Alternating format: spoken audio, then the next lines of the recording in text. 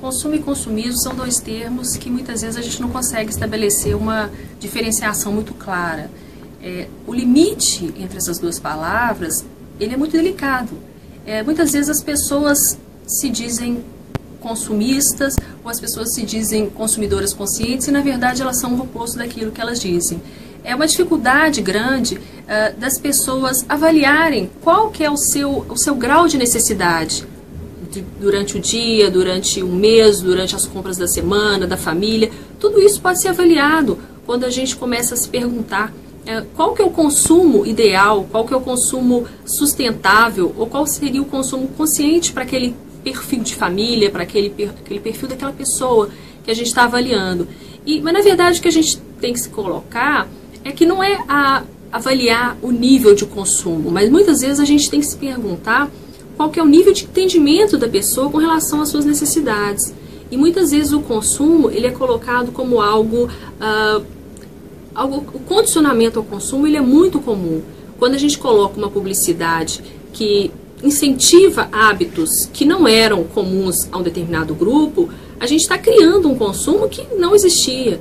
Então, na verdade, a gente pode chamar aquele consumo de consumismo, de um tipo de comportamento que passa a existir de acordo com aquela mensagem publicitária, com uma campanha, com um tipo de comunicação mercadológica que tem um objetivo muito específico, que é a questão do lucro, a questão de obter ganhos para quem produz e vende aquele item. E com relação às pessoas, como que elas podem se olhar e se perguntar de que forma que o consumo está sendo exercido no seu dia a dia? Como que esse consumo não está se tornando um consumismo ou não está sendo um consumo desnecessário, um consumo sem consciência?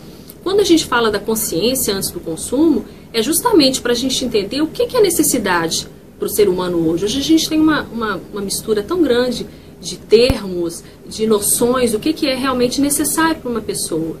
Muitas vezes a gente está perdendo o essencial da vida em termos de trabalho, em termos de ganhar dinheiro para consumir realmente coisas que a gente não precisaria. Mas nós temos toda uma comunicação mercadológica dizendo que a gente precisa daquele item é importante para que a gente se sinta melhor, para que a gente pertença a determinados grupos. O consumo como um nível, algo que coloca o grupo num determinado nível, num determinado status, que é muito questionável hoje, quando a gente volta com movimentos de simplicidade voluntária, de conforto essencial, o quanto que você não tem que seguir modismos que são colocados, que são, evidentemente, um retrato do consumismo. Quando a gente fala que consumo e consumismo são dois termos assim tão próximos e, na verdade, a gente fica tentando encontrar um limite seguro para a gente avaliar o comportamento das pessoas, o que a gente tem que pensar não apenas no comportamento das pessoas. Eu vejo uma dificuldade muito grande em ver padrões da sociedade. O quanto que o modelo de produção hoje, ele leva ao consumismo. Ele faz com que você compre produtos que estão em promoção, em produtos que são vendidos em grande quantidade. Para quê? Para você ter uma noção de que aquilo vai ser útil, de que eu estou fazendo economia, de que, na verdade, estou fazendo um bom negócio. E a gente se pergunta, bom negócio para quem? O quanto que a questão ambiental tem que ser pensada. Quando a gente fala da questão da publicidade infantil, que é hoje um tema que está muito discutido, a gente começa a se perguntar aquilo que a gente vem observando, a gente vem convivendo há tantos anos, que é a comunicação mercadológica dirigida à criança, ela começa a ter um sentido diferente. Nós que trabalhamos com a questão do movimento de combate ao consumismo infantil, pelos direitos da infância, a gente começa a se perguntar por que é tão normal você ver uma publicidade direcionada à criança. A gente vai se perguntando, se a criança ela não tem condições de diferenciar uma mensagem que tenha um caráter, que tem um objetivo, o lucro, ela tem o objetivo convencer para o consumo daquele produto. Um adulto, ele consegue perceber o que é uma publicidade, o que é uma mensagem jornalística, o que é uma informação, ela consegue fazer essa diferenciação. A criança não consegue. Quando o Código de Defesa do Consumidor, ele coloca que a publicidade que é dirigida à criança, ela está, na verdade, fazendo uso da falta de julgamento e experiência da criança, porque realmente a criança não tem condições de fazer, não tem discernimento suficiente para fazer essa diferenciação entre o que é publicidade e o que não é. Então, se ela é abusiva, se ela é considerada abusiva na medida em que ela não permite que a criança faça essa diferenciação, ela, na verdade, ela é ilegal. Ou seja, quando a gente tem o Código de Defesa do Consumidor, que já coloca a abusividade da publicidade dirigida à criança, por fazer uso da falta de julgamento e experiência da criança, a gente já tem, desde 1990, uma legislação que diz, que critica, que condena essa comunicação mercadológica dirigida à criança. Então, em 2014, nós tivemos a aprovação a publicação da Resolução 163 do CONANDA, que é o Conselho Nacional dos Direitos da Criança e do Adolescente. Essa resolução, ela detalhou toda essa questão da comunicação mercadológica dirigida à criança. E com isso, ela colocou realmente um ponto final, né, em todos esses anúncios, essas estratégias que são usadas para convencer as crianças da aquisição de um produto. E mesmo que não convença da aquisição, ela está repassando valores que não são sustentáveis no mundo que a gente tanto fala em sustentabilidade. A gente conviver com uma comunicação dirigida à criança e sabendo da vulnerabilidade da criança, é muito interessante a gente ter essa perspectiva de que essa publicidade dirigida à criança que a gente conviveu por tantos anos, ela, na verdade, ela começa a causar um incômodo em todos os pais, ou em grande parte dos pais, que começam a ver como que nossas crianças são seduzidas por essa comunicação. E o CONANDA é um órgão que tem a função de organizar, de fazer as políticas públicas no nível, né, numa instância máxima para a questão das crianças e dos adolescentes. Então, quando a gente vê que o mercado ignora uma resolução que é recente, que é importante e que significa que não apenas os pais são responsáveis por dizer não. A responsabilidade de cuidar da criança é também do Estado, do mercado, das famílias, todos juntos, como a gente tem na questão, né, como está colocado na Constituição Federal. Não basta colocar que cabe aos pais dizer não. A publicidade infantil, ela vai acabar, a gente espera que ela acabe um dia.